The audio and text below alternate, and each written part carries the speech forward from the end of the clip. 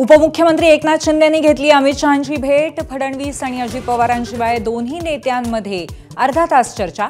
रायगडच्या पालकमंत्री पदाबाबत चर्चा झाली का? चर्चांना उधाण।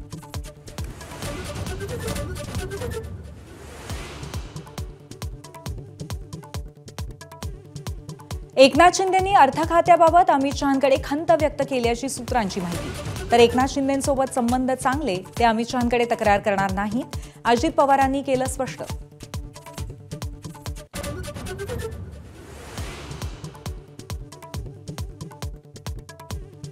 एकनाथ शिंदेंच्या अर्थ खात्याविरुद्धच्या कथित तक्रारीला शिवसेनेचेच मंत्री संजय राठोड यांचा छेद।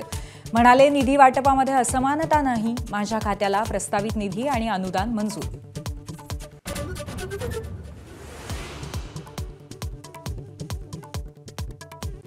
रायगडावरच्या कार्यक्रमाचं नियंत्रण नव्हतं आणि बोलावतील अशी अपेक्षाही नव्हती। संभाजीराजे छत्रपती यांचं स्पष्टीकरण, बोलवायला पाहिजे असं लोकांना वाटत असेल तर ते बरोबरच आहे अशी ही पुष्टी।